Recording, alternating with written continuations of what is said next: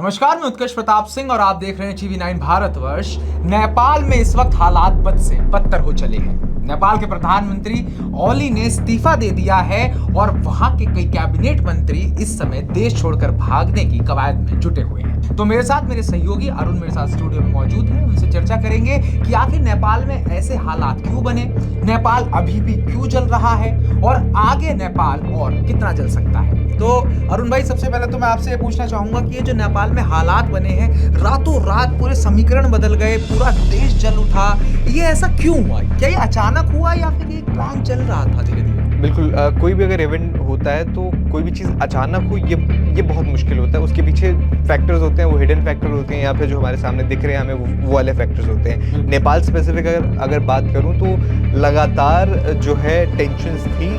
सरकार की जो पॉलिसीज़ रही हैं हालिया समय में उसको लेकर जनता में गुस्सा था, लेकिन ये जो जेनजी प्रोटेस्ट जिसे कहा जा रहा है, जिसमें से बहुत यंग लोग जो आकर प्रोटेस्ट कर रहे हैं, जिस तरह से हमने देखा, तस्वीरें देखी किस तरह से वो हिंसक हो चुके हैं प्रदर्शन एक तरह से। इसका रीज़न जो स्पार्क आया वो हुआ 4 सितंबर को, जब सरकार की ओर से ये फैसला लिया गया कि 26 सोशल मीडिया साइट्स को, जिसमें यूट्यूब, व्हाट्सएप, इंस्टाग्राम, फेसबुक, ये सारी तमाम जो सोशल मीडिया साइट्स हैं, इन पर बैन लगाया जाए। क्यों लगाया जाए? क्योंकि सरकार की मांग थी कि ये सारी जो ऐप्स हैं ये लोकली रजिस्टर करें खुद को, और कुछ कंटेंट हटाने के लिए कहा गया था। बहुत सारी ऐसी चीज़ें थी जिनको लेकर सरकार ने मांग की थी।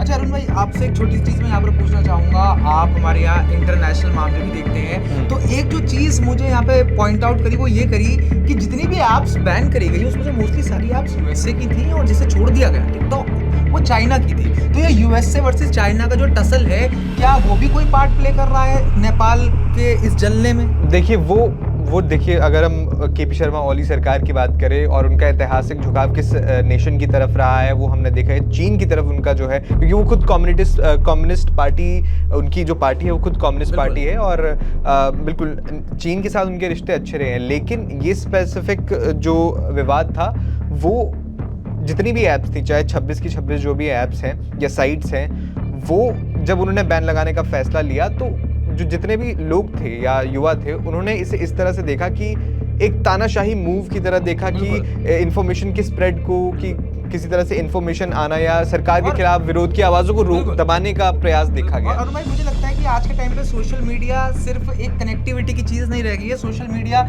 आज के टाइम में करियर है, सोशल मीडिया आज के टाइम में बिजनेस है। बिल्कुल, क्योंकि आप देख सकते हैं कि जिस तरीके से इन्फ्लुएंसर बूम किया है, बच्चे पैसे कमा रहे हैं, और ये जो बच्चे उतरे हैं सड़कों पर, ये किताबें लेकर आए थे, ये अपने यूनिफॉर्म में आए थे, तो इससे क्या दिखाना चाहते थे, इससे क्या डिपिक्ट करना चाहते थे? बिल्कुल, और मैंने वही आपसे इससे पहले भी जिक्र किया कि एक तो आपने बहुत सारे इन्फ्लुएंसर्स या जितने भी लोग थे ये जो इनका इस्तेमाल कर रहे थे, एक तो उनकी रोजी रोटी पर बैन लगाया। इसके अलावा इसको इस मूव को इस तरह देखा गया कि जो सरकार है वो अपने खिलाफ किसी इंफॉर्मेशन को कर्ब करने की कोशिश कर रही है, यानी सरकार विरोधी जितने भी आइडियाज़, सरकार विरोधी चीज़ें हैं, उसको दबाने की कहीं ना कहीं कोशिश देखा गया। इस वजह से बहुत स्पार्क हुआ। लेकिन हालात तब बदले जब सरकार की ओर से जो पुलिस थी वहाँ पे या सेना थी, उनको जो है आदेश दिया गया कि प्रोटेस्टर्स पे फायर कर दो, जिसमें हमने देखा कि 19 से ज़्यादा लोगों की मौत हो गई, 600 से 400 के करीब जो लोग घायल बताए जा रहे हैं। तो वो बहुत स्पार्क था। उसके बाद बियॉन्ड कंट्रोल हो गया था नेपाल सरकार की, क्योंकि देखिए हमने देखा जब प्रोटेस्ट हुए, जब इतने सारे विजुअल आए, उसके बाद सरकार ने जो है बहाल कर दिया, वो सारे ऐप्स को बहाल कर दिया। जो होम मिनिस्टर थे उन्होंने इस्तीफा दे दिया, लेकिन तब भी शांत नहीं हुआ, क्योंकि आपने एक बहुत बड़ा ब्लंडर कर दिया था वहाँ पे, और उसके बाद वो हमने देखा हिंसक हुए और किस तरह संसद में आग लगा दी गई। तो आउट ऑफ कंट्रोल चीज़ें हो गई। अच्छा, जब हम देखते हैं कि आमूमन तौर पर हमने श्रीलंका में देखा, हमने बांग्लादेश में भी देखा, आसपास हमारे जो पड़ोसी मुल्क है, पड़ोसी देश हैं, उनमें हम देख रहे हैं कि जब वहाँ से उनका जो टॉप लीडरशिप होता है, जैसे प्रधानमंत्री ओली की बात करें, जब वो इस्तीफा दे देता है, छोड़कर जाने लगता है या भागने की उनकी बातें आने लगती हैं, तो आप इसको किस स्टेज पर देखते हैं कि अब कितनी तबाही हो चुकी है? देखिए, बिल्कुल ये बहुत ही डायर सिचुएशन है नेपाल के लिए, क्योंकि ये एक पावर वैक्यूम को क्रिएट करता है। हमने देखा था श्रीलंका में किस तरह से पावर वैक्यूम बना था, उसके बाद बांग्लादेश में पावर वैक्यूम बना, जिस तरह से जो सेना थी उसने टेक ओवर किया और एक जो है गवर्नमेंट बनाई गई, लेकिन अभी चुनाव अभी तक नहीं हुए वहाँ पे। अब यहाँ नेपाल में भी यही खतरा है कि आगे क्या होगा, क्योंकि देखिए नेपाल में दो चीज़ें हैं। कुछ लोग जो है राजशाही को वापस लाने की भी मांग करते आए हैं, सिंपैथाइजर्स हैं राजशाही के भी। जब से लोकतंत्र आया तब से ये मांगे उठती रही हैं। इसके अलावा जो दूसरा ऑपोजिशन है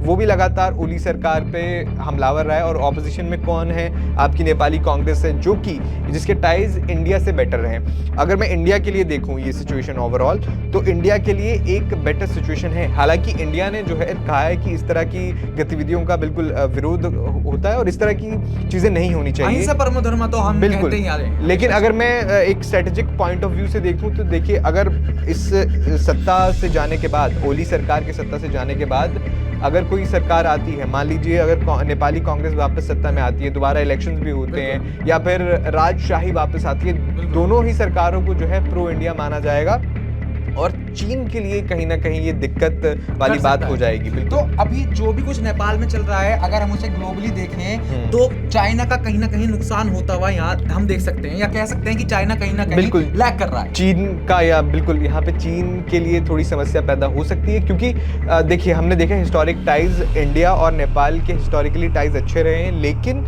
हुआ ये था कि जब से ओली सरकार आई थी उसके बाद देखा था किस तरह से बयानबाजियां हुई और नेपाल जो है चीन के ज़्यादा करीब गया। बीआरआई का हिस्सा बना, बेल्ट रोड इनिशिएटिव जो चीन का हिस्सा है उसका हिस्सा बना नेपाल, और कहीं ना कहीं भारत के लिए एक बहुत डायर सिचुएशन हो गई थी। एक और नेबर हमने देखा था बांग्लादेश, जो किस तरह अब जो है चीन की तरफ अपना रुख कर रहा है, या श्रीलंका का रुख देखा हमने। तो एक और देश जो एक हॉस्टाइल नेबर में कहूँगा चीन है। हमने श्रीलंका के भी हालात देखे, हमने बांग्लादेश के भी। अच्छा, बांग्लादेश के लिए एक बहुत इंपॉर्टेंट यहाँ पे पॉइंट है कि बांग्लादेश में सत्ता का जो सरकार है, सरकार को हटने में, या सरकार जब जो वहाँ की प्रधानमंत्री है उन्हें वहाँ से निकलने में करीब 1 से 2 महीने लग गए थे इस पूरे मामले में। लेकिन यहाँ क्या हुआ है, नेपाल में बहुत जल्दी चीज़ें हुई हैं, सरकार को भी सोचने समझने का मौका नहीं मिला, और ओली ने 1-2 दिन में ही, 24 घंटे में ही इस्तीफा देना पड़ा है उन्हें। तो ये बहुत ही, बिल्कुल मुझे लगता है कि बहुत डायर सिचुएशन होगी खास तौर पर नेपाल पे। अब देखना ये होगा कि आगे वो किस तरह से, जो प्रोटेस्टर्स हैं वो किस तरह से आगे रुख करते हैं, और किस तरह से जो ऑपोजिशन है या फिर जो राजशाही समर्थक है वो कैसा बर्ताव करते हैं। अरुण भाई, मैं एक चीज़ आपसे यहाँ पे पूछना चाहूँगा कि जब सरकार से प्रॉब्लम थी कि सोशल मीडिया की 26 ऐप्स पर बैन लगा है, वो फैसला कल रात ही वापस ले लिया गया, पर जो आगजनी हुई है बड़े पैमाने पर, चाहे हम संसद की बात करें नेपाल की, या फिर नेपाल के पूर्व प्रधानमंत्री का जो अपना आवास है वहाँ पर आगजनी की बात करें, या फिर वित्त मंत्री को सड़क पर पीटने की बात करें, तो ये सब आज हो रहा है जब वो फैसला वापस लिया जा चुका है। तो और क्या वजहें हैं जिसकी वजह से प्रदर्शनकारियों में अभी भी गुस्सा है, अभी भी क्या चाहते हैं प्रदर्शनकारी? देखिए, इसके लिए आपको थोड़ा नेपाल की हिस्ट्री में वापस जाना पड़ेगा। जब राजशाही हटी या लोकतंत्र नेपाल में आया, तब से बाद से बहुत सारे प्रधानमंत्री नेपाल में बदले जा चुके हैं। एक स्टेबल गवर्नमेंट, जिसे मैं कहूँगा, प्रॉपर तरीके से नहीं आई है। और जब से केपी शर्मा ओली सरकार आई, तब से उन पर करप्शन का मेनली उन पर बहुत आरोप लगे हैं। और ये देखा गया है, एक ट्रेंड देखा गया है कि जो नेता हैं या उनके परिवार हैं वो समृद्ध हो रहे हैं, बल्कि वहाँ पे जॉब्स नहीं हैं या दूसरी सारी चीज़ों की कमी, उसको लेकर एक बहुत गुस्सा था। इसके अलावा तो आप यहाँ कहना चाह रहे हैं कि नेपोटिज्म की जो चीज़ है वो कहीं ना कहीं इन बच्चों के, इन युवाओं के दिल में घर कर गई, वो भी एक रीजन हो सकता है। और जो बड़े लेवल पर लोग हैं, उनका जो परिवार है, उनके जो लोग हैं, वो कहीं ना कहीं एक अच्छी जिंदगी जी रहे हैं। और इसके अलावा इकोनॉमिकल पर्सपेक्टिव भी आता है कि चीन की जो अर्थव्यवस्था है वो स्ट्रगल कर रही थी। चाहे आपने चीन के साथ एक अच्छे संबंध बनाए हों, बीआरआई का हिस्सा हो, लेकिन उसके बावजूद जो है चीन की अर्थव्यवस्था लगातार स्ट्रगल कर रही थी। फाइनेंशियल ईयर 2025 के लिए भी 4.5% का जीडीपी ग्रोथ बताई गई थी, जो कि ज़्यादा नहीं है और एक छोटे से देश के लिए ये बहुत कम है। तो उसको लेकर भी गुस्सा था और ये गुस्सा लगातार बढ़ता गया। और मैं ये, आपने अब मेन कारण पूछा कि अभी भी जो है प्रोटेस्टर्स इस तरह से क्यों कर रहे हैं, वो देखिए, वो एक रिएक्शन था। किसका रिएक्शन? जो आपने 19 प्रोटेस्टर्स मारे उसका रिएक्शन था। एक आप उस चीज़ को कंट्रोल नहीं कर पाए, उसे कंटेन नहीं कर पाए, तो बिल्कुल वो रिएक्शन था। और हालांकि ऐसा नहीं होना चाहिए, लेकिन अभी अगर आप एक मास को देखें यार, एक भीड़ को देखें तो भीड़ को इस तरह से कंट्रोल करना बहुत मुश्किल हो जाता है। सरकार भी वहाँ पे फेल रही और हमने देखा कि क्या अरुण भाई, अब जैसे प्रधानमंत्री इस्तीफा दे चुके हैं, कैबिनेट भंग हो चुकी है, संसद में आग लग चुकी है, तो क्या आर्मी ने टेक ओवर कर लिया है? क्या अब सेना जो है वो देश को चलाएगी? अभी ऐसा फिलहाल कुछ सामने नहीं आया है। लगातार जो है नई अपडेट सामने आ रही हैं, लेकिन देखना ये हुआ कि क्या सेना टेक ओवर करती है या फिर ये जो नेता स्टूडेंट्स हैं, ये जो प्रोटेस्ट कर रहे हैं, स्टूडेंट्स या युवा हैं जो भी प्रोटेस्ट कर रहे हैं, ये आपस में तय करके, क्योंकि देखिए आपने टेक ओवर तो कर ही लिया एक तरीके से, है ना। हमने देखा था जब बांग्लादेश में ऐसा हुआ था तो बांग्लादेश में सेना ने टेक ओवर किया और उसके बाद एक प्रोविजनल गवर्नमेंट बनाई गई मोहम्मद यूनुस की अगुवाई में, जो कि अभी तक इलेक्शन नहीं करवा इलेक्शन नहीं करवा पाई है। उन पे भी आरोप लग रहे हैं कि इलेक्शन कराइए। तो यहाँ हमें देखना पड़ेगा कि कौन जो है पावर को टेक ओवर करता है, क्योंकि ओली के इस्तीफे के बाद एक पावर वैक्यूम बन गया है और ये वैक्यूम खतरनाक भी हो सकता है। डिपेंड करता है या तो जो ऑपोजिशन है वो टेक कंट्रोल ले, या फिर जो राजशाही समर्थक है, राजशाही दोबारा से बहाल होती है, वो टेक ओवर करें, या फिर आर्मी टेक ओवर करें। अरुण भाई, नेपाल एक छोटा देश है और जिस तरीके के वहाँ प्रोटेस्ट हो रहे हैं, तोड़फोड़ हो रही है, आगजनी हो रही है, तो ये फाइनेंशियली भी नेपाल को पीछे लेकर जाएगा। बिल्कुल। तो ये नेपाल की जो एक डेमोग्राफी है, एक स्थिरता है, उसको आपके हिसाब से, क्योंकि आप इंटरनेशनल रिलेशंस भी काफ़ी देखते हैं, आप विदेशी मामलों के भी एक एक्सपर्ट हम कह सकते हैं, तो आपको क्या लगता है कितने साल या कितने समय पीछे नेपाल इसके बाद चला जाएगा? देखिए, 3 चीज़ें हमें समझनी पड़ेंगी यहाँ पे। एक कि नेपाल की जो पॉलिटिक्स है वो हमेशा भारत और चीन से बहुत डिपेंड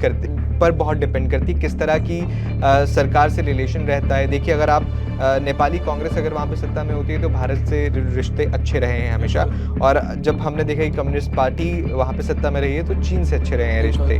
तो दोनों देश यही चाहेंगे कि उनके फेवरेबल सरकार वहाँ पर आए। लेकिन जब आप पूछ रहे हैं कि कितना वो आर्थिक रूप से या डेवलपमेंट के लिहाज से वो पीछे चला जाएगा, बांग्लादेश के केस में क्या हुआ था कि बहुत समय लगा था सत्ता के हस्तांतरण में, मतलब पावर ट्रांजिशन में बहुत टाइम लगा और बहुत नुकसान हुआ। लेकिन हमने नेपाल में क्या देखा कि एक ही दिन में जो है इस्तीफे हो गए, और अब मुझे लगता है कि रात तक हम देखेंगे कि कोई नई अपडेट आ चुकी है, तो इतना इम्पैक्ट ना पड़े। जो भी नेक्स्ट पर्सन वहाँ पर पावर का टेक ओवर कर रहा है उसके लिए सबसे पहले ये इम्पॉर्टेंट होगा कि जो डिसरप्शंस हैं या फिर जितने भी प्रदर्शन हो रहे हैं उनको पहले कंटेन किया जाए, लोगों की बात सुनी जाए, और ये जो वाइड स्प्रेड जिसको बोलते हैं प्रोटेस्ट हैं या फिर मार चल रही है जिस हिसाब से, उसे रोकना बहुत ज़रूरी है। उसके बाद ही आगे के स्टेप्स लिए जा सकते हैं। अरुण भाई, ये वीडियोस इंटरनेट पे सर्फ कर रही हैं, ये हेलीकॉप्टर आपको उड़ते हुए दिख रहे हैं आसमान में, तो क्या ये कह सकते हैं कि नेपाल के जो प्रधानमंत्री या पूर्व प्रधानमंत्री हो चुके हैं ओली, वो देश छोड़कर भाग चुके हैं? देखिए, ऐसी क्या वो निकल चुके हैं? ऐसी रिपोर्ट्स थी कि शायद वो देश छोड़ने की फिराक में है, लेकिन ऐसा अभी कुछ कंफर्मेशन नहीं आई है जब तक हम रिकॉर्ड कर रहे हैं। लेकिन हमने देखा था किस तरह से शेख हसीना को निकलना पड़ा था वहाँ पे। क्यों?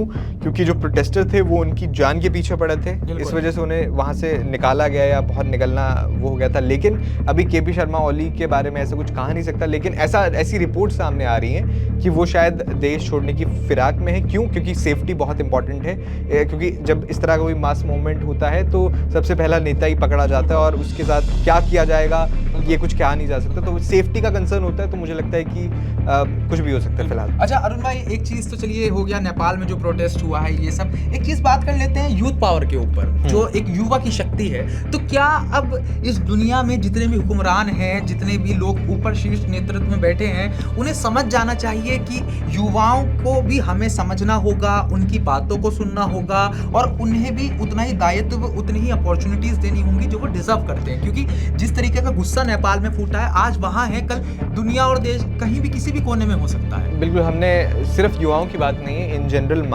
मासेस की बात करें या जनता की बात करें तो बिल्कुल, अगर जो नेता चुने गए प्रतिनिधि हैं वो उनका प्रतिनिधित्व नहीं करते हैं जाकर, तो बिल्कुल जनता में गुस्सा होगा। लेकिन इस तरीके का जो नुकसान करने वाली चीज़ें मुझे पर्सनली नहीं लगता कि इस तरह से कुछ होना चाहिए। लेकिन एक प्रोटेस्ट करने का तरीका होता है। हाँ, सरकार आपकी बात नहीं सुन रही है तो आप गिरा सकते हैं, लेकिन अब हर जगह की पॉलिटिक्स अलग होती है। हमने बांग्लादेश में देखा, श्रीलंका में देखा किस तरह से श्रीलंका में राष्ट्रपति भवन में घुसे या वहाँ पर भी शेख हसीना के घर में घुसे। तो सिर्फ यूथ की बात नहीं है, जनता की बात है ये। मुझे लगता है कि जितने भी वर्ल्ड लीडर्स हैं उनके लिए एक सबक की तरह ये इवेंट्स होने चाहिए कि आपको मासेस को इग्नोर नहीं करना है। देखिए, आप रूल करते हैं, ठीक है, आपके पास पावर है, लेकिन आपको मासेस की बात भी सुननी पड़ेगी, जनता की बात भी सुननी पड़ेगी। जनता के पास पावर है आपको सत्ता से हटाने की, आप उसे इग्नोर नहीं कर सकते हैं। आप देखिए, उन्होंने भी ये जो है तरीका आजमाया था कि गोली चला देंगे तो 19 लोगों की मौत हो जाती है या 400 लोग घायल हो जाते हैं, लेकिन उसका गलत ही असर हुआ। जो प्रोटेस्ट थे और वायलेंट हो गए, इतने शायद नहीं थे पहले, लेकिन उसके बाद बहुत ही ज़्यादा वायलेंट हो गए क्योंकि गुस्सा था लोगों में। तो बिल्कुल एक सिचुएशन की हैंडलिंग कैसी होनी चाहिए वो भी एक सबक बनता है यहाँ पे। अच्छा अरुण भाई, एक चीज़ और जो मैं छोटी सी आपसे पूछना चाहूँगा कि प्रोटेस्टर्स तो बच्चे थे ना, वो तो यूनिफॉर्म में आए थे, किताबें लेकर आए थे, फिर ये इतने बड़े मास लेवल पर वायलेंस में कैसे तब्दील हो गया? तो यहाँ किसी साजिश का भी अंदेशा हो सकता है? कोई साजिश हुई हो, कोई बाहर से इंट्रूडर्स आए हो, बाहर से लोग आए हों जिन्होंने शुरुआत करी हो तोड़फोड़ की? क्योंकि युवा उतरे थे तो वो तो एक एज अ स्टूडेंट आए थे। कल तो हमने इस तरीके का कोई वायलेंस दोपहर तक नहीं देखा है, शाम में सब होना शुरू हुआ। बिल्कुल, मैं वही कह रहा हूँ, सिर्फ या तो उसमें स्टूडेंट्स नहीं थे, उसमें देखिए 30 साल की उम्र तक के भी युवा थे, युवा ही कहेंगे उन्हें, तो वो थे। लेकिन क्या साजिश होगी या कुछ नहीं, ये कहा नहीं जा सकता, क्योंकि देखिए हर एक इवेंट होता है, उसमें एक पार्टी नॉट पॉलिटिकल पार्टी, एक पार्टी जो होती है वो गेन करती है, कुछ लूज करती है, जिसको अपना फ़ायदा मिलता है वो उसमें उस तरीके से फ़ायदा लेने की कोशिश करता है। तो फिलहाल तो कुछ कहा नहीं जा सकता कि इसके पीछे पर्दे के पीछे कितने प्लेयर्स रहे इसको ट्रिगर करने में, कुछ कहा नहीं सकता। ये सब्जेक्ट टू इन्वेस्टिगेशन होगा कि किस तरह से ये जो मूवमेंट है, ये जो प्रोटेस्ट है, इतने हिंसक हो गए और बात संसद को जलाने तक की आ गई। तो ये तो देखने वाला है। चलिए, मैं आपका ज़्यादा टाइम नहीं लूँगा, मुझे पता है आपको शो के लिए भी जाना है। तो एक आखिरी सवाल मैं आपसे पूछना चाहूँगा, कब तक लगता है आपको हालात नेपाल में स्थिर हो पाएंगे, एक स्थिर सरकार वापस से खड़ी हो पाएगी? कोई अंदेशा, कोई एक आमूमन कि भाई इतना टाइम तो लग ही जाता है? देखिए, ये पॉलिटिकल लीडर्स, वहाँ की जो पॉलिटिकल लीडर्स है या फिर ये जो प्रोटेस्ट की जो लीडरशिप है, ये इन्हें तय करना है कि इस तरह से कत्लेआम, इस तरह से मारपीट, इस तरह से आगजनी उन्हें जारी रखनी है या फिर देखिए आप जो चाहते थे वो हो चुका है। ओली जो है इस्तीफा दे चुके हैं, उनके कैबिनेट के नेता, एक तरह से सरकार गिर गई है वहाँ पे। जनता जो चाहती थी तो वो वहाँ सब बहुत जरूरी है कि ऑर्डर जो है उसे रिस्टोर किया जाए, और जिस काम के लिए आपने ये प्रोटेस्ट चलाए थे, आप चाहे पॉलिटिकल जो इंस्टेबिलिटी है या फिर करप्शन के खिलाफ ये कर रहे थे या फिर इकोनॉमिक सेटबैक्स जो मिले हैं अभी नेपाल को, उसके लिए कर रहे थे, आपने सरकार गिरा दी। अब यहाँ ये ज़रूरी हो जाता है कि ये प्रोटेस्टर्स को भी समझना कि अब बहुत हुआ, अब रिबिल्डिंग की ओर जाना चाहिए। चाहे जो है जितनी भी पार्टीज़ हैं, री इलेक्शंस की बात हो रही है, चाहे री इलेक्शंस हों, फिलहाल ऑर्डर रिस्टोर करना सबसे पहली प्रायोरिटी यहाँ पे होनी चाहिए। बिल्कुल ठीक है। तो बहुत बहुत धन्यवाद अरुण भाई आपका, आप हमारे साथ आए, आपने इतनी इंसाइटफुल इन्फॉर्मेशन, इतने जुननशील मुद्दे पर जनता के साथ, हमारे दर्शकों के साथ शेयर करी। तो आपका नेपाल की इस हिंसा को लेकर कोई अगर सवाल है या कोई भी आपकी तरफ से सुझाव या फिर आपका ओपिनियन है तो कमेंट बॉक्स में कमेंट कर हमें ज़रूर दीजिएगा। हम नेपाल की इस हिंसा पर लगातार बने हुए हैं, जो भी ताज़ा जानकारी आएगी वो आप तक पहुंचाते रहेंगे, और बाकी ताज़ा खबरें पाने के लिए TV9 भारतवर्ष को सब्सक्राइब कीजिएगा।